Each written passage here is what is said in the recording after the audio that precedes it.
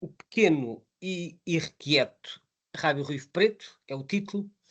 Pequeno por razões óbvias, porque é um passariforme de pequena dimensão, e irrequieto porque, como é sabido, este passarinho tem aquele tique nervoso que está sempre a fazer estremecer a cauda e, portanto, não para quieto durante muito tempo, está sempre a estremecer. E é dessa espécie que vamos falar hoje. Ora, este passariforme da família dos muscicapídeos, portanto é da ordem dos passariformes, tem o nome científico, como se sabe, Phoenicurus ocrurus, já vamos ver o que é que isto significa, tem 14,5 centímetros de comprimento, portanto é uma ave relativamente pequena, diria talvez do tamanho de um pardal ou até ligeiramente menor, é uma ave insetívora, como se pode ver pelo bico fino, tem uma envergadura de 23 a 26 centímetros, e em termos de habitat, é uma ave bastante eclética. Originalmente isto era uma ave de zonas rochosas e nós ainda hoje os podemos encontrar neste género de habitat. Em Portugal encontramos muito em zonas rochosas, quer na costa, portanto no litoral rochoso, quer nas zonas serranas. Por exemplo, na Serra da Estrela há imensos. Mas desde há, não se sabe muito bem quando, 100 anos, 200 anos, talvez mais, estas aves começaram-se a tornar mais urbanas. Aliás, sabe-se que no caso de Inglaterra, após os escombros de uma das guerras mundiais, já não me recordo qual, foi nessa altura que eles em Inglaterra se tornaram mais urbanos e começaram a nidificar nas ruínas da cidade. Em Portugal terá acontecido há mais tempo, não está muito bem documentado, mas há uma altura em que eles começam a nidificar nos edifícios e hoje em dia são frequentes em cidades, em vilas, em aldeias, e é uma tendência que está a aumentar. No inverno, nós vemos estes rábio-ruivos também em terrenos agrícolas ou até em terrenos florestais, desde que não sejam bosques demasiado densos. Portanto, no inverno aparecem noutro tipo de ambientes onde não nidificam. Em termos de alimentos, como eu já disse, é uma ave insetívora, que é facilmente reconhecível pelo seu bico fino, mas eu também já tenho referido que os insetívoros têm que ter uma de duas estratégias. Ou são completamente insetívoros e então migram para a África no inverno, porque no inverno praticamente não há insetos, ou então têm que adaptar a sua dieta na estação fria. Como esta ave fica por cá no inverno, eles tornam-se parcialmente frugívoros, portanto vão comer bagas e outro tipo de matéria vegetal, uma vez que no inverno não há insetos em número suficiente para conseguirem viver apenas de pequenas presas animais. Portanto, a dieta varia um bocadinho como acontece com outros insetívoros que ficam por cá. O ninho normalmente é numa saliência, mas também pode ser uma cavidade. Uma cavidade não é uma cavidade tão fechada como, por exemplo, os chapins, é normalmente uma cavidade aberta. Uma saliência é o quê? É, por exemplo, uma pedra saída no interior de um edifício que faça assim uma espécie de uma prateleira, ou pode ser uma saliência natural numa rocha, ou uma cavidade, portanto, ou numa gruta também, portanto, se houver assim uma zona tipo prateleira, como eu disse, onde eles consigam construir um ninho. Não tem que ser um buraco fechado, mas o tipo de substrato varia muito consoante aquilo que está disponível. E estes são os sítios clássicos, mas depois aparecem, eles são extremamente criativos, e eu já vi fotografias de ninhos por trás de aparelhos de ar-condicionado, junto a paredes de edifícios, portanto eles encaixam o ninho ali por trás. Já vi, uma vez vi um ninho na região de Viseu, fui lá visitar um amigo que tinha uma quinta, e ele levou-me a um barracão que ele tinha lá, um barracãozito pequeno daqueles onde se guardam alfaias agrícolas e artigos diversos, e nesse barracão, que era assim uma casota, sei lá, 4 metros por 4 metros de lado e 3 metros de altura, e no teto havia assim um gancho de ferro, e no gancho estava pendurado um saco de plástico com folhas de chá. E o rábio ruivo resolveu fazer ninho em cima das folhas de chá. dentro desse barracão. Portanto, estou-vos a dar alguns exemplos de como eles conseguem identificar oportunidades para construir ninhos, e isso obviamente ajuda-os a expandir. A postura normalmente é de 4 a 6 ovos, pode ir de 2 a 8, e a incubação, como é normal, os passariformes andam ali à volta das 2 semanas. O nome científico Phoenicurus ocrurus, isto vem do grego, como é bom de ver. Phoenicurus é uma palavra composta, em grego escrevia-se assim, que nós, para o nosso alfabeto, transliteramos por Phoenicurus, que é uma palavra composta que Phoenicus, Phoenic é carmesim, que é um tom de vermelho, e Ourus, ou oura, é cauda. Portanto, isto quer dizer cauda carmesim. É uma referência à cauda de cor vermelho. O ocrurus. Bem, o ocrurus repete um bocadinho a ideia, porque também cá tem o oura ou ouros, que é a cauda, e ocre, que é também uma cor assim de um tom acastanhado, como sabemos. Portanto, este nome, não sendo uma repetição, é quase uma repetição. E nós pensamos, então, mas porquê é que aparece assim a mesma ideia repetida? Porque inicialmente o nome não era este, como já vamos ver. Antes de passar ao nome científico, vou-vos mostrar aqui alguns nomes vulgares. As aves portuguesas, como é sabido, têm muitos nomes comuns, muitos nomes de cariz regional. Portanto, há nomes que... Há espécies que têm determinados nomes no norte e depois no sul têm outros nomes. Às vezes nas ilhas, quando é o caso, também tem nomes diferentes. Esta espécie, por acaso, não nidifica nas ilhas. Nas ilhas da Madeira dos Açores, porque nidifica na Ilha Berlenga, por acaso, que é uma ilha rochosa também. E então, este senhor, João Fernandes Pereira Lopes, em 1979, publicou um trabalho que era uma compilação dos nomes comuns das aves portuguesas. E para o nosso Phoenicurus ocrurus, ele apresenta esta lista. Rábio ruivo preto, o S entre parênteses significa que é o nome da lista de Sacarrão e Soares. Ferreiro, mineiro, pisco ferreiro, que é um nome também frequente em algumas zonas, rabeta, rabo ruivo ou rabo russo. Portanto, reparem, estes nomes ou fazem referência ao rabo, à cauda, portanto, que é uma das características que mais se destaca, ou faz referência ao habitat, porque mineiro sugere que eles pudessem frequentar as minas, que são buracos, né? Ou ferreiro, talvez por frequentar edifícios com estruturas de ferro, não sei exatamente a origem. Eu creio que também já ouvi o nome carvoeiro para esta espécie, talvez uma referência ao tom da plumagem. Portanto, tem uma série de nomes populares e, como eu disse, é normal e, sobretudo, estas aves muito familiares, estas aves que aparecem perto das pessoas, que são comuns e que são fáceis de reconhecer, normalmente têm uma grande diversidade de nomes. Rábio ruivo, naturalmente, é uma referência à cor da cauda. Ora bem, o rábio ruivo foi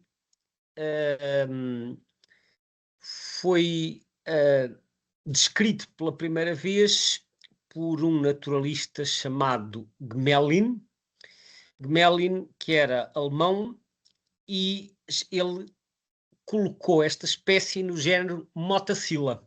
É preciso dizer que o Linneu, quando publica a sua magnum opus, como às vezes se diz, portanto, a sua grande obra, que foi o Sistema Natura, 10ª edição, de 1758, ele colocou a maioria dos nossos insetívoros no género Motacilla. As totinegras e os cartachos e os chascos, aquilo era tudo corrida Motacilla. Portanto, o Linneu até tinha um número relativamente pequeno de géneros. Depois, mais tarde, estas aves foram sendo reclassificadas. O Gmelin, quando descreve esta espécie em 1774,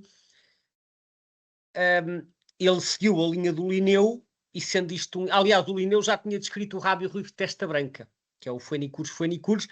Ele tinha descrito Motacilla phoenicurus. Ora, portanto, aí não era um nome repetido, era a alvéola de cauda carmesim. Era o que aquilo queria dizer. Mais tarde, quando é criado o género Phoenicurus, por tautonímia, o rábio ruivo de testa branca passa a ser Phoenicurus. O rábio ruivo preto, é descrito pelo Gmelin e ele chama-lhe alvéola de cauda ocre. É o que isto quer dizer. Mais tarde, quando ele passa para o género Phoenicurus, passa a ser Phoenicurus ocrurus, e então aí é que a ideia fica um bocadinho repetida, mas o nome original era diferente, era um insetívoro da família das alvéolas com a cauda ocre. Há aqui um pormenor curioso que vai ser interessante para as questões de identificação. Reparem onde é que é a localidade tipo. Não é na Europa, é no Irão. Está aqui, type locality, portanto é a localidade onde a ave foi colhida pela primeira vez, nas montanhas de Northern Gilan, no Irão. E já vou dizer porque é que isto é relevante. Portanto, na altura esta ave era uma ave do sul da Europa, o Linneu não a conhecia, é por isso que o Linneu não a descreveu, e depois o Gmelin, tendo ido ao Irão, alguns anos mais tarde, descreve esta espécie. Ora, vamos olhar para a distribuição mundial do rábio-ruivo preto. Este mapa é do Birds of the World, tem aqui 3 tonalidades, sendo que a tonalidade de cor salmão é a zona onde a espécie é migradora reprodutora, ou seja, onde é visitante estival, onde migra para norte para nidificar. A azul, as zonas de invernada, e a roxo, as regiões onde está presente o ano todo. Portanto, podemos ver que no centro, norte e no leste da Europa esta ave é migradora, o que não surpreende, porque sendo insetívoros quase todos vão-se embora das regiões da norte porque não aguentam no inverno, aí nem bagas há neve e gelo. Portanto, no inverno alguns granívoros aguentam-se, mas os insetívoros quase todos abandonam essas regiões a norte. No sul da Europa ainda se vão aguentando. Portanto, como podem ver, na região mediterrânica estão presentes o ano todo, mas no centro-norte são estivais. A mesma coisa na Ásia. Na Ásia são totalmente migradores. Portanto, se virem, isto aqui é a Índia e o Nepal, né? Temos aqui, alguns daqui pelo meio passa a Cordilheira dos Himalaias. E nós podemos ver que para norte dos Himalaias eles estão presentes na primavera e no verão, portanto vão se reproduzir para norte e vão invernar a sul dos Himalaias, aqui no chamado subcontinente indiano, portanto aqui numa vasta área que vai desde o Irão até isto aqui já é a Birmânia, portanto já tem aqui uma área, aqui são totalmente migradores. Na Europa, como o clima é mais ameno, há uma vasta zona onde estão presentes o ano todo, que inclui parte da Península Ibérica. Depois no norte da África e na Península Arábica são invernantes, embora no norte da África podemos ver aqui umas manchas roxas que são a Cordilheira do Atlas e outras cordilheiras montanhosas aqui em Marrocos. Também aqui nos Balcãs são residentes. Há também umas zonas de residência aqui na Turquia, também há montanhas na Turquia e no norte do Irão. Portanto, há aqui uma fenologia mista, nós podemos caracterizar isto como sendo aquilo que se chama um migrador parcial. Aqui um mapa, isto aqui não dá para ver muito bem, mas para ficarem com uma ideia das subespécies. Como podem ver, a distribuição vai desde a Península Ibérica até aqui à Mongólia e à China. Cá está a Cordilheira dos Himalaias.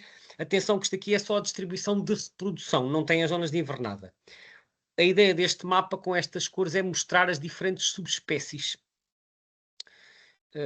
Porque este rábio-ruivo tem uma série de subespécies diferentes. E vocês notem, desde já, aqui há a terceira que é PO. PO significa Phoenicurus ocrurus. Quando falamos de subespécies, muitas vezes o género e as espécies estão abreviados pelas iniciais. Então o terceiro é PO ocrurus, que é a subespécie nominal, que está aqui no Irão, aqui entre a Turquia e o Irão, portanto aqui no Cáucaso, esta zona assim amarelada. Porquê que é esta a subespécie nominal? Porquê é que foi descrita pela primeira vez? Foi a tal que o Gmelin descreveu. Ou seja, quando uma espécie é descrita e depois, quando mais tarde se verifica que há várias subespécies, aquela que foi descrita em primeiro lugar é que fica com o estatuto de subespécie nominal. Chama-se a regra da prioridade. Portanto, aquela que foi descrita primeiro é que fica com esse estatuto. Por isso é que em Portugal não temos a subespécie nominal. A subespécie nominal está no Irão e na Turquia, porque é ali que ela foi descrita. Depois temos outras aqui na Ásia, não é? A semirrufos, a Phoenicoroides, a rufiventris aqui na Índia, Mongólia, Cazaquistão, China, etc. E na Europa, que é a parte que nos interessa mais, temos duas subespécies. Temos esta mancha enorme verde, que vai desde Portugal até aqui aos Montes Urais, na Rússia, que apanha a Europa quase toda, que é o Phoenicurus ocrurus gibraltariensis. E depois, na parte sul da península e no norte da África, temos o Phoenicurus ocrurus aterrinus. Já vamos falar um bocadinho melhor sobre isto. Portanto, o ponto aqui a reter é que em Portugal e em Espanha há 2 subespécies a nidificar, embora os limites das 2 não sejam muito claros. Há aqui um outro mapa que eu já vos vou mostrar, porque isto agora não está a passar. Há aqui um outro mapa, que este é de um outro artigo, que faz referência à presença das várias subespécies. Temos aqui mais uma vez as tais subespécies asiáticas, que eu não me vou deter tanto sobre elas. Cá está a subespécie nominal Ocrurus, que são estes triângulos verdes aqui entre a Turquia e o Irão. Eu recordo que esta é a nominal porque é a que foi descrita em primeiro lugar. E depois temos os gibraltarienses na maior parte da Europa e o Atérrimos aqui a ocupar a totalidade da Península Ibérica. Isto não coincide bem com o mapa anterior, mas eu chamo a atenção que quando há subespécies cuja área se toca, os limites das áreas de distribuição nem sempre são claros porque elas misturam-se num processo que se chama intergradação. É equivalente à hibridação, mas nós só falamos de hibridação quando é entre espécies. Quando é entre subespécies, dizemos intergrados, intergradação. E, portanto, como são indivíduos com características intermédias, nem sempre é muito claro onde é que acaba uma e termina a outra. Eu já vi descrições diferentes quanto à área de distribuição. Este mapa diz que o Atérrimos ocupa a Península Ibérica toda, como nidificante. O mapa anterior, que eu vos volto a mostrar, diz que é só aqui praticamente a sul do Tejo, e que para norte seria o Gibraltariensis. Já vi outras descrições de que os Gibraltariensis vêm só até ao norte de Espanha e que depois em Portugal já é o Atérrimos. Portanto, parece-me que estes limites não estão muito claros e, portanto, estes mapas devem ser vistos como uma aproximação.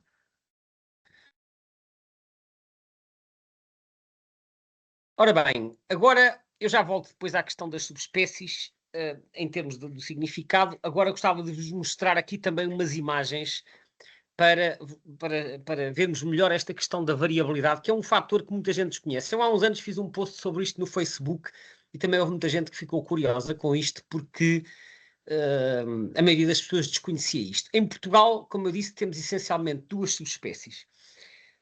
Comecemos por olhar aqui para o número 7. O número 7 é aquela que nidifica no nosso país, que é a Atérrimos. Atérrimos é um superlativo de ater. Ater significa preto, em latim. Atérrimos é o superlativo e será qualquer coisa como pretíssimo. Portanto, quer dizer muito preto, muito escuro. E como podem ver, a plumagem dele, do corpo, isto é o macho, é preta, embora aqui com umas orelhinhas cinzentas. Depois tem a mancha branca na asa e o rabo ruivo. E só a coroa, o barretezinho cá em cima, é que é mais cinzento. Esta é a característica principal dos nossos machos nidificantes. Embora, no extremo norte do país, eventualmente já haverá alguma intergradação com os gibraltarienses. Os gibraltarienses que aparece aqui no 1 e no 2, aliás, do 1 ao 6 é gibraltarienses, mas depois estes aqui em baixo são fêmeas e juvenis. Olhamos aqui para o 1 e para o 2, que são os machos. Reparem a diferença para o Atérrimos. Enquanto que o Atérrimos é preto e só tem o barrete cinzento, este é todo cinzento por cima. Tem umas orelhinhas escuras, mas o cinzento vai do barrete pelo dorso abaixo, e até na barriga e no peito nota-se muito mais cinzento. Os gibraltarienses, embora eu não tenha certeza se os gibraltarienses nidificam em Portugal, mas nós recebemos milhares deles no inverno. E aqueles todos que aparecem nas planícies alentejanas no inverno, os tais que aparecem nos campos e nos bosques, é tudo gibraltarienses. E são todos muito mais cinzentos que os atérrimos. Os atérrimos, que nidificam na costa sul, no litoral sul e na maioria das nossas vilas, cidades e aldeias, são muito mais escuros. Os gibraltarienses, que são os invernantes, que vêm sobretudo da Alemanha, da Polónia, da Bélgica, França, Holanda, Dinamarca, por aí fora, são os gibraltarienses, são muito mais clarinhos, é uma coisa que se nota muito em certas fotografias. Qual é o problema? O problema é que, além de haver intergrados, que é um dos problemas, o segundo problema é que eles são muito variáveis. E, portanto, nem todos os gibraltarienses são tão clarinhos, nem todos os atérrimos são tão escuros. Portanto, há alguns indivíduos típicos, há outros que são assim, que nos podem deixar na dúvida. Portanto, nem todos podem ser identificados ao nível da subespécie. As fêmeas são mais castanhas, com o rabo ruivo também, e os juvenis são assim um bocadinho mais malhados e nota-se normalmente as comissuras. As outras subespécies, que está aqui o semirrufos e o phoenicoroides, são subespécies asiáticas, têm como principal característica, no caso dos machos, ter o ventre, portanto, da meio do peito até à barriga, completamente cor de laranja. fazendo lembrar quase o nosso rabo ruivo de testa branca, de certa maneira. Aliás, este novo que está aqui, o Phoenicoroides, até tem aqui a resquinha branca na testa, embora tenha muito mais preto no dorso e no peito do que o rabo ruivo de testa branca, que só tem preto na garganta e na face. Portanto, só para verem a variabilidade destas plumagens. Aqui, agora umas imagens do guia do Rob Hume. Temos aqui, em baixo, olhamos primeiro para baixo à direita, um macho típico de gibraltariensis, aliás, está aqui escrito, não é? Portanto, só a face é que é preta, de resto, cinza na cabeça, cinza no dorso e cinza no ventre. À esquerda a fêmea, que é mais castanha acinzentada. Aqui o macho de primeiro ano. Os machos de primeiro ano às vezes ainda não têm as cores dos adultos. Cá em cima, 2 exemplos de subespécies asiáticas. Aqui o semirrufos ou o ocrurus, que é um que ocorre no Irão, e depois à direita o Phoenicoroides, que é um da Ásia mais oriental, salvo erro da Mongólia ou da China, portanto, muito mais cor de laranja. É a mesma espécie, mas uma subespécie diferente, é os que ocorrem. Aliás, está aqui escrito na legenda, portanto, o ocrurus é do centro da Turquia para leste, e o Phoenicoroides está aqui, que são oriundos da Ásia Central. Eles só estão aqui no guia porque ocasionalmente aparece algum na Europa. Aqui um mapa de um outro guia, do Adoram Shiriai, que mostra um bocadinho as movimentações destas várias subespécies, os corredores migratórios. Portanto, os gibraltarienses nidificam numa grande parte da Europa e há uma data de indivíduos que vêm invernar à Península Ibérica vindos da Alemanha. Sabe-se isto graças às recapturas. Estas manchas, a verde, a azul e a cor de laranja, são, portanto, cor de laranja é estival, verde neste caso é todo o ano e azul é invernada. Portanto, há muitos que vêm da Europa Central invernar à Península Ibérica e ao Norte de África, outros seguem corredores mais a leste, e depois já temos aqui as outras subespécies aqui no Médio Oriente e em direção à Ásia Central. Este guia não refere o Atérrimos. O Atérrimos, alguns autores não consideram que tenha mérito para ser subespécie distinta. Aliás, como vocês possivelmente sabem, a taxonomia tem dado muitas voltas. Há espécies que depois são divididas, depois são juntas outra vez. A situação é bastante confusa, nem sempre há consenso. Isso nas espécies é complicado, nas subespécies ainda mais complicado é, porque as diferenças são muito mais tenues. Portanto, os critérios para definir subespécies às vezes são muito, muito difusos e há diferentes autoridades que não reconhecem. Portanto, há quem considere que o Atérrimos faz parte dos gibraltarienses. Não vou entrar agora nessa discussão, estou apenas só a referir porque é que o Atérrimos não aparece aqui. Ora, os gibraltarienses, isto agora é tirado aqui do Birds of the World, mas eles aqui só tinham imagem para os gibraltarienses, que é o tal que é mais cinzento por cima. Então, os gibraltarienses têm aqui como distribuição Europa Ocidental e Central até à Crimeia e ao Norte de África. Norte de África, mas mais para leste. E tem o Atérrimos apenas na Península Ibérica. E então, este Phoenicurus ocrurus gibraltariensis também foi descrito pelo Gmelin, que é o mesmo que descreve o nominal no Irão, como Motacilla gibraltariensis, ou seja, ele colocou a mesma no género Motacilla. E porquê é que se chama gibraltariensis? Porque a localidade tipo foi em Gibraltar. Mas possivelmente ele apanhou no inverno, porque os que nidificam em Gibraltar serão atérrimos, penso eu. Mas recebem invernantes vindos do norte. O atérrimos é descrito muito mais tarde, só no século XX, em 1923, por um outro ornitólogo chamado Jordaens. Aí a espécie já se chamava Phoenicurus ocrurus e ele é descrito logo como Phoenicurus ocrurus atérrimos. E reparem onde é a localidade tipo, em Belas, aqui aparece com 2 L's, mas é em Belas, que é uma localidade do concelho de Sintra, portanto perto de Lisboa. Talvez apareça com 2 L's porque era assim que estaria na descrição original. Portanto, em 1923 é uma subespécie típica de Portugal e é em Portugal que ela foi descrita pela primeira vez. Está aqui então os gibraltarienses e o atérrimos. Agora mostro-vos umas fotografias que eu andei a procurar no eBird, algumas que exemplificassem bem. Como vos disse, há muita variabilidade e nem todos os indivíduos são passíveis de serem identificados ao nível da subespécie. Este claramente é um atérrimos, foi fotografado na primavera no Ribatejo, portanto é uma ave nidificante, não é invernante. Vemos que é um atérrimos porque ele é muito escuro, claramente, o corpo e o dorso, as asas, tudo muito preto, tirando o barrete, cá está o barrete cinzento. Portanto isto é aquilo que eu chamaria um macho típico de atérrimos. Aqui é o outro, é o Gibraltariensis. Este foi fotografado no Alentejo, no inverno, na planície. Portanto, aqui eles não ocorrem ao pé de edifícios. Os que vêm invernar muitas vezes aparecem em terrenos abertos, com poucas ou nenhumas árvores, pousam nas vedações dos campos, pousam até em bosques. E reparem bem a diferença de tonalidades. Cinza por baixo, cinza por cima. Portanto, o barreto não é só o barreto, este continua por aqui abaixo e só a face é que é mais escura que o resto do corpo. Claramente um Gibraltariensis. Outro exemplo de um Gibraltariensis, este salvo erro foi em Lisboa, mas deve ser um invernante, foi no inverno, muito clarinho. Atenção que eu sei que às vezes, dependendo do tratamento da foto, a nossa percepção das cores também pode variar. Portanto, isso é algo que temos de ter em atenção. Mas este claramente só tem preto na face e nota-se que o dorso é da mesma cor do barreto. Portanto, qualquer que seja o tratamento da foto, não há um contraste entre o barreto e o resto. Este é também claramente um Gibraltariensis. Aqui uma fêmea típica, que é assim cinza acastanhado. As fêmeas penso que não é possível identificar a subespécie, desconheço qualquer critério. Portanto, cinza acastanhado, com o rabo assim, com este ruivo, como é típico. Aqui um juvenil. Aqui porque é que vemos que é um juvenil? Primeiro porque ele, à primeira vista, tem a cor das fêmeas, mas depois vemos que é assim todo ser pintado, tem assim umas pintinhas, como acontece às vezes com os piscos de peito ruivo e com os melros. E outra característica muito evidente são aqui as comissuras, portanto, que é a base amarelada do bico, que muitas aves juvenis têm quando estão ainda pouco depois de serem do ninho, ainda estão a pedir comida aos adultos e quando abrem o bico fica ali uma mancha amarela que normalmente estimula os adultos a fornecer comida. Chama-se isto as comissuras e é muito visível numa série de passeriformes e não só.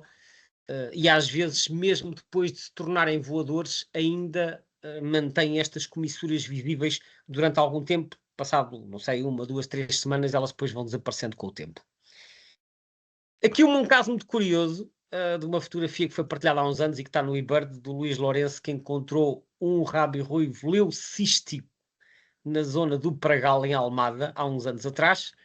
Portanto, esta andou por lá. E há mais casos destes, portanto, de vez em quando aparecem assim indivíduos com os pigmentos completamente alterados, e foi o caso deste indivíduo bastante engraçado. Aqui agora uma foto que me foi cedida pelo Augusto Abade, de um indivíduo que está a dirigir-se, neste caso é uma fêmea adulta, para levar o alimento ao ninho. O ninho, reparem, como eu disse há pouco, é em cavidades, mas é em cavidades abertas, portanto não é naqueles buracos muito fechados como os chapins. Os chapins fazem fazem ninho em cavidades de árvores, buracos de pica-paus, ou em caixas ninho com aberturas fechadas. Os rabi-ruivos pretos também vão às caixas ninho, mas tem que ser caixas ninhos de frente mais abertas. Eles não gostam de buracos tão fechados. E também pode ser neste tipo de estruturas, como neste caso numa peça metálica. Estão aqui as crias, reparem no tal amarelo que eu falei das comissuras. Portanto, este amarelo é quase como se fosse ali uma luz acesa para o adulto saber onde é que tem que colocar o alimento. E então a ave vai levar o alimento para o ninho, para dar às crias. E uma coisa que se nota muito quando as crias recebem o alimento no ninho é assim que recebem o alimento, a seguir viram-se de costas e defecam. E as fezes vêm envolvidas num saco que se chama o saco fecal. Perdão. E então os adultos dão o alimento e logo a seguir recolhem o saco fecal que transportam no bico para longe do ninho. Para quê? Para as fezes não ficarem acumuladas no ninho.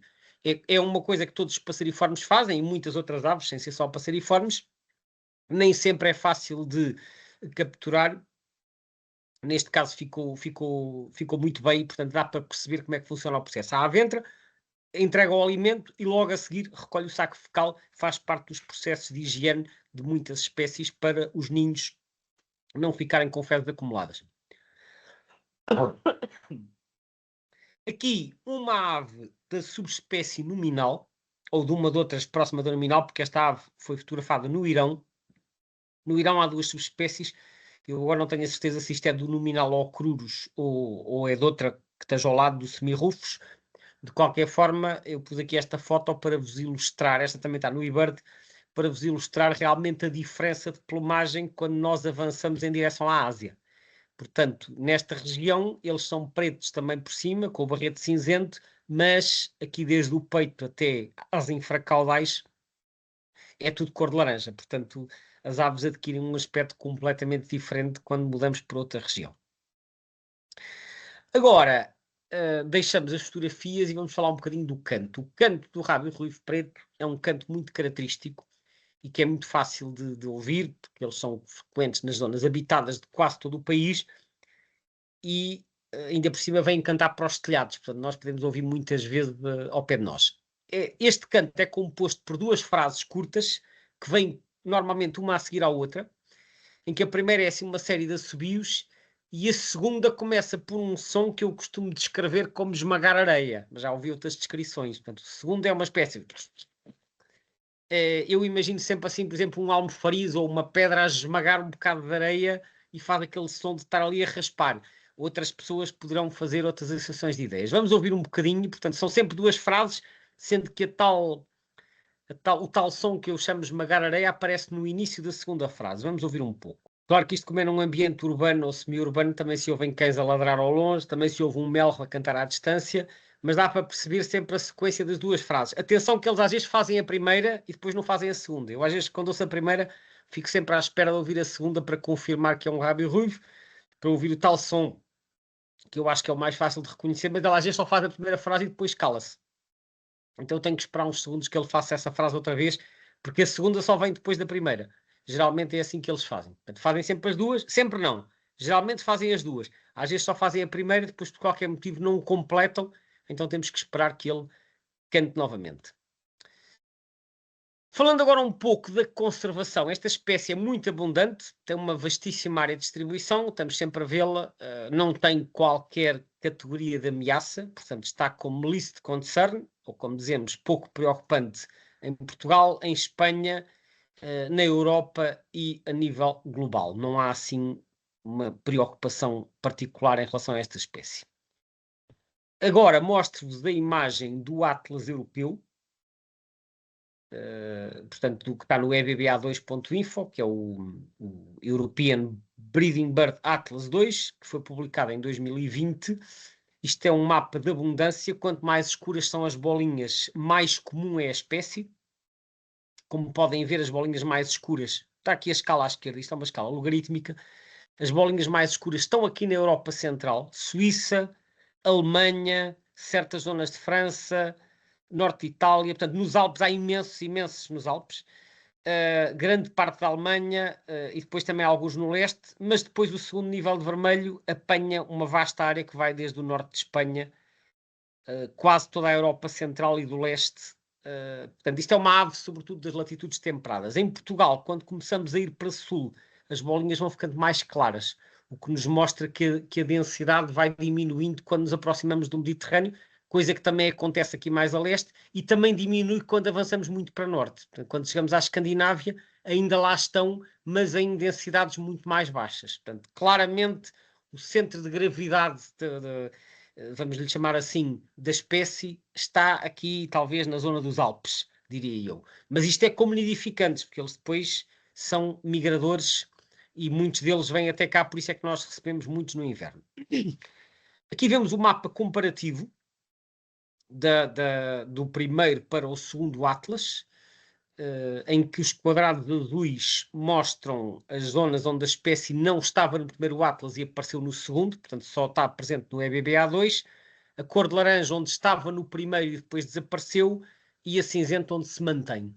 Nós podemos ver claramente uma mancha azul no norte da Europa, portanto, nos países nórdicos, sugerindo uma expansão para norte nas latitudes elevadas, mas também se está a expandir para sul. E este é um aspecto curioso.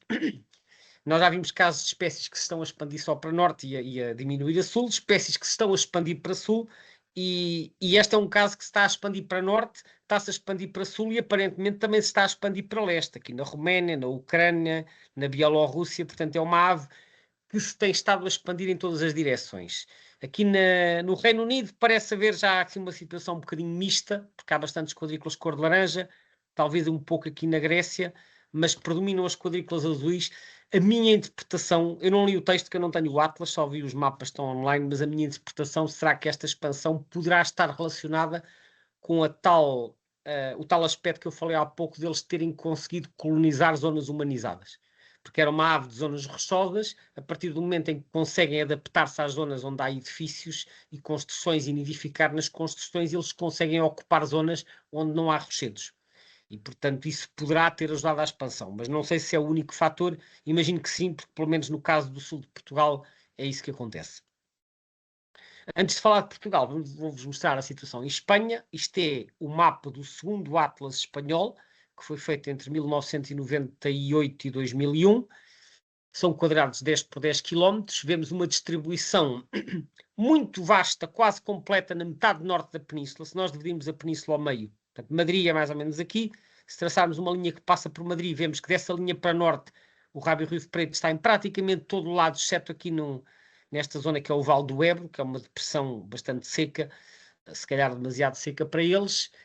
A sul desta linha, a distribuição já é menos contínua, já tem muitas descontinuidades. Aparece aqui na Cordilheira Bética, cá embaixo na Andaluzia, aparece aqui em algumas zonas da Meseta Sul, mas depois tem muitos buracos na Extremadura e na Andaluzia Ocidental. Portanto, na metade sul já é mais descontínuo. Claramente, isto é uma ave da metade norte da península, o que faz sentido, porque já vimos que o centro da distribuição onde há maior quantidade é no centro da Europa. No último Atlas, porém, no terceiro Atlas espanhol, que saiu há meia dúzia de anos, pode-se ver aqui uma expansão para sul. Aqui as bolinhas azuis indicam as quadrículas novas, face ao segundo Atlas, as bolinhas amarelas onde continua e as bolinhas vermelhas onde desapareceu. Este Atlas tem muitas quadrículas a cinzento, que são zonas que não foram visitadas. Portanto, há zonas que não podem ser comparadas. Ainda assim, nós vemos imensas bolinhas azuis no sul. Reparem aqui ao pé de Gibraltar, onde não havia. Bolinhas dispersas aqui na metade sul da península, muitas aqui na zona central e também na Catalunha, junto à costa mediterrânica. Há algumas bolinhas vermelhas dispersas, portanto é uma ave que se está claramente a expandir para sul em Espanha. E em Portugal está a acontecer a mesma coisa, como vamos ver. Portanto, eles comparam o número de quadrículas que foram visitadas nos dois Atlas e entre o segundo Atlas e o terceiro, as datas são estas que aqui estão, houve um aumento no número de 16% de quadrículas em que a espécie foi registada. 16% ainda é um aumento interessante, não sendo extraordinário, é um aumento interessante. Agora vamos ver finalmente a situação de Portugal. Em Portugal já foram feitos 3 atlas nidificantes. O primeiro foi nas décadas de 70 e 80 e o mapa publicado foi este. E quando nós olhamos para este mapa, nós vemos, aqui a meio fica o Rio Tejo. O Rio Tejo entra aqui em Portugal nesta zona, que é o Tejo Internacional, e depois desce para sudoeste em direção a Lisboa. Nós podemos ver que a norte do Tejo, o Rábio Rio Preto, nesta altura estava presente em praticamente todas as quadrículas a norte do Tejo. Uma ou outra ausência aqui ou acolá, mas praticamente presente e com muitas bolinhas grandes, que significa nidificação confirmada, o que não surpreende, porque isto é uma espécie relativamente fácil de confirmar. Nidifica ao pé das pessoas, os ninhos muitas vezes estão em locais visíveis, são vistos a transportar alimento, portanto a taxa de confirmação é elevada. A sul do Tejo, uma distribuição essencialmente costeira, ou seja, o litoral rochoso daqui da Península de Setúbal, depois um buraco aqui entre Setúbal e Sines, porque aqui a costa é arenosa, não há rochas, e depois a partir de Porto Covo para baixo até ao Barlavento Algarvio, novamente muitas confirmações. Depois no Sotavento, a ausência, porque isto também é arenoso. No interior alentejano, quase tem registros. Portanto, esta era a situação na década de 70 e 80. Portanto, a norte do Rio Tejo, uma distribuição vasta, a sul do Tejo, essencialmente costeiro, presente apenas no litoral rochoso. O que é que isto quer dizer? No interior eles já nidificavam muito em vilas e aldeias, mas no sul não. Eles no Alentejo estavam ausentes, talvez por ser demasiado seco para eles. Mas esta situação mudou, como vamos ver. Quando chegamos ao segundo Atlas, de 99 a 2005, olhamos primeiro para o mapa da esquerda, é o mapa de presenças e confirmações. A distribuição é muito semelhante à do primeiro Atlas, portanto, está aqui o Rio Tejo, vemos aqui claramente uma divisão, e agora aqui a malha é muito mais fina. A norte do Tejo presente em praticamente todo o território, como podem ver. Umas falhazinhas aqui na Beira Baixa, que é uma zona um bocado árida, aqui entre Castelo Branco e Danha Nova, já com características parecidas com as do Alentejo, mas de resto praticamente não há falhas. A norte do Tejo. A sul do Tejo, cá está Península de Setúbal e depois o litoral a sul de Sines. Só mesmo a faixa costeira, reparem, desde Sines até Lagos aproximadamente. E depois uns pontinhos dispersos no interior alentejano, muito poucos, aqui em Coruche, aqui na Serra de São Mamede e pouco mais. À direita temos o mapa de abundância relativa. Estes são mapas modelados, portanto, em que se pegou nos dados de abundância e depois se fez um alisamento. Quanto mais escuro é o tom de vermelho, mais abundante é a espécie. O que é que este mapa nos diz? Que a espécie é mais abundante no litoral norte e centro, que é onde estão os tons mais escuros, e depois, à medida que andamos para sul e para leste, isto vai ficando mais amarelo. Porquê para leste? Porque o clima também começa a ser mais seco. Estas aves parece-me que não gostam de zonas demasiado secas. Por isso é que em Espanha também estão muito ausentes no sul. Eles, quando avançamos para sul, eles só estão presentes em zonas serranas. Aparecem aqui junto ao mar, talvez por ter rochedos e também por ser um ambiente um bocadinho mais úmido. Portanto, eu penso que haverá aqui também um fator climático a explicar esta distribuição. Portanto, este é o segundo Atlas. Quando chegamos ao terceiro Atlas, que está publicado online no site da Lista Vermelha, este é muito recente, foi feito de 2015 a 2021, de repente há aqui uma coisa que se altera. Olhem a quantidade de registros no Alentejo. Portanto, e mesmo no Sotavento Algarvio. Portanto, aquilo que era um deserto de registros, as bolinhas verdes são as novas e as azuis é onde continua. As vermelhas é onde desapareceu. E de repente, esta ave agora, que no Alentejo só ocorria aqui na Serra de São Mamede, que é no extremo norte, acima de Porto Alegre, agora já estão presentes em praticamente todo o distrito de Porto Alegre, uma grande parte do distrito de Évora e até uma parte considerável do distrito de Beja, já mais para o interior, sem ser apenas na faixa costeira. E para que não se pense que isto são tudo invernantes, nós olhamos para o mapa da esquerda e vemos aqui muitas bolinhas escuras. As bolinhas escuras são nidificação confirmada. Portanto, aqui no distrito de Évora, por exemplo, que não havia confirmações, é um distrito que foi colonizado provavelmente nos últimos 20 anos. Eles claramente estão a avançar para sul e, como eu vos disse, isto está a acontecer em Espanha também. A minha interpretação é a de que eles estão a conseguir ocupar com sucesso as zonas urbanas, até no Alentejo, que era uma zona em que eles não estavam presentes como reprodutores. Portanto, estão a avançar para o sul da península, é um fenómeno interessante de adaptação, se calhar, aos novos ambientes urbanos que existem na região. Portanto, variação face ao segundo Atlas, o que nós vemos é que a norte do Rio Tejo, que é mais ou menos esta linha, é mais ou menos onde termina esta mancha azul contínua, a norte do Rio Tejo a situação está estável, praticamente não há ausências, há 1 ou 2 buraquitos que têm a ver com falhas de cobertura, nada mais, de resto a distribuição é contínua, mas a sul do Tejo claramente uma expansão. Até não é só no Alentejo, é aqui mesmo na península de Setúbal, onde só ocorriam na faixa costeira, agora estão presentes aqui em quase todas as localidades, desde Lisboa até Setúbal. Isto também é uma novidade dos últimos 20 ou 30 anos.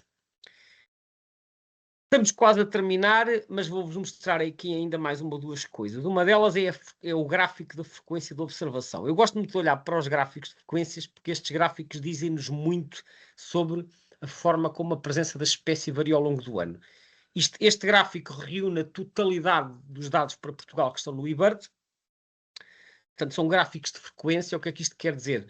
O eBird pega nas listas completas. As listas completas não incluem as observações casuais e as listas incompletas. Portanto, as listas completas e vê qual foi a percentagem de listas que incluem esta espécie.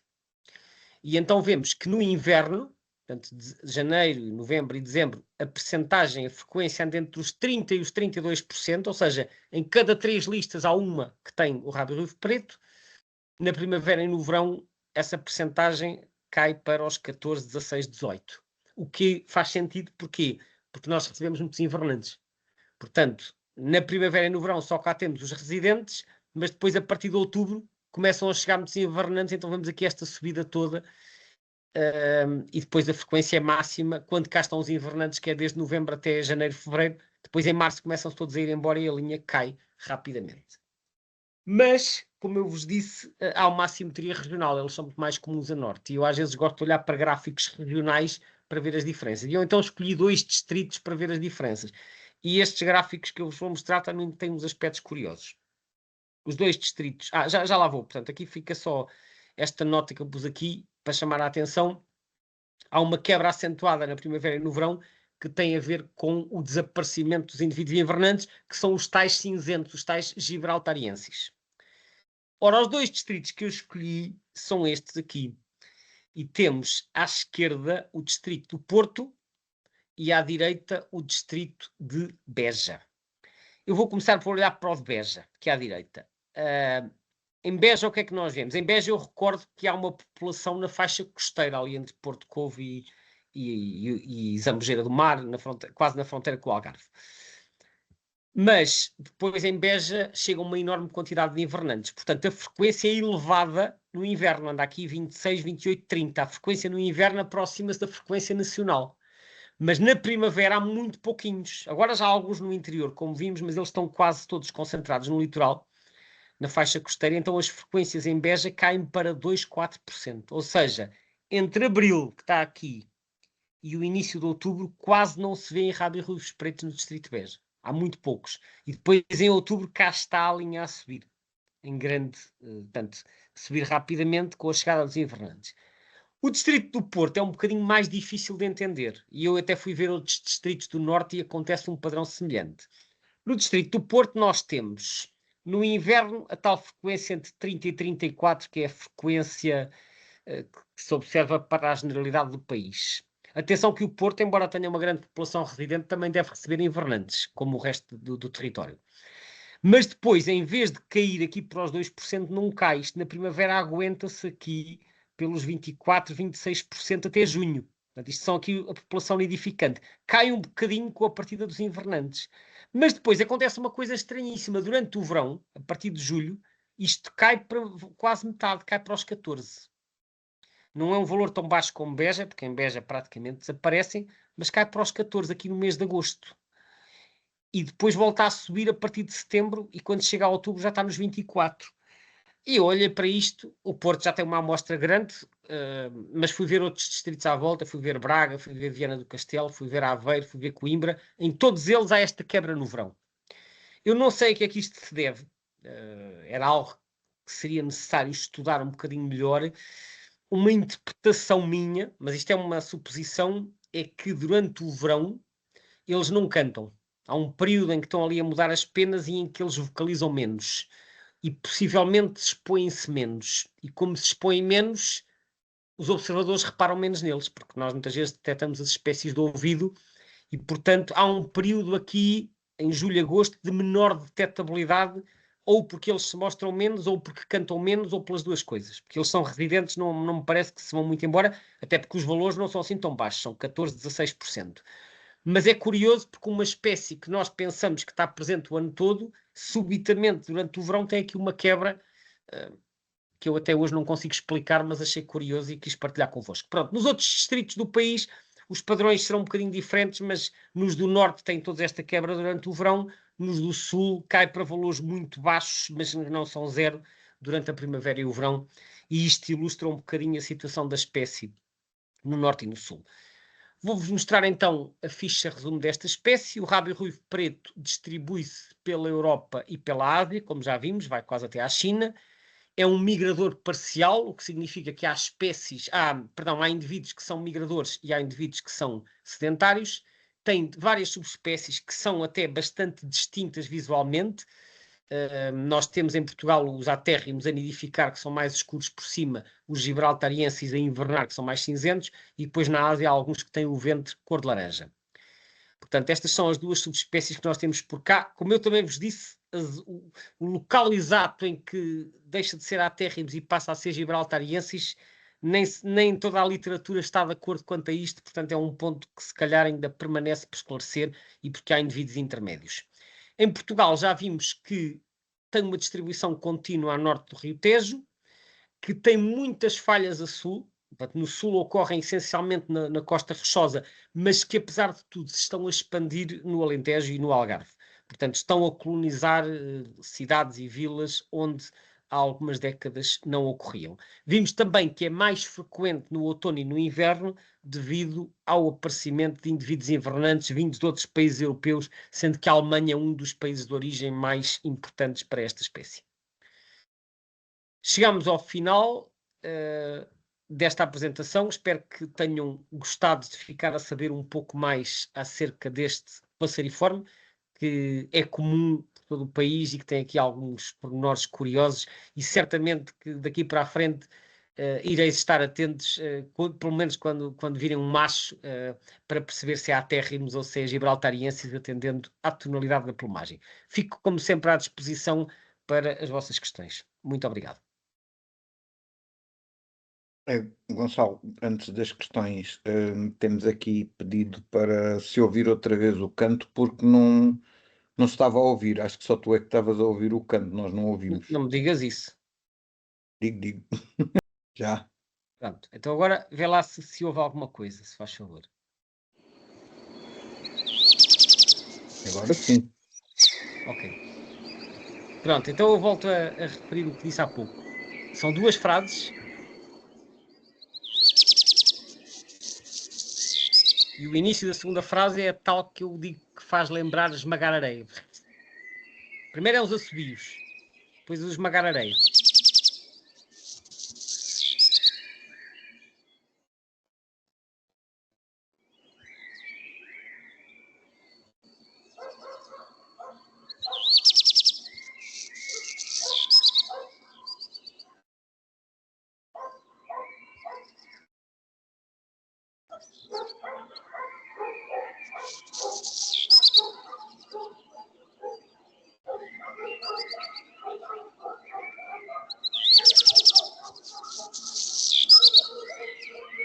Pronto, era isto. Ainda bem, penso que agora... Aqui em Setúbal não costumam ladrar. Pois, isso dependerá sempre dos cães, dependerá sempre dos cães que houver nas imediações, não é? Pronto, há bocadinho, por qualquer motivo, o som não foi devidamente partilhado. Mas pronto, o que eu estava a dizer é que há sempre estas duas frases e é na segunda frase que nem sempre aparece, às vezes faz só a primeira e depois não faz a segunda, e é nessa segunda frase que tem o tal som. Eu chamo esmagar a areia, outras pessoas poderão fazer outras associações.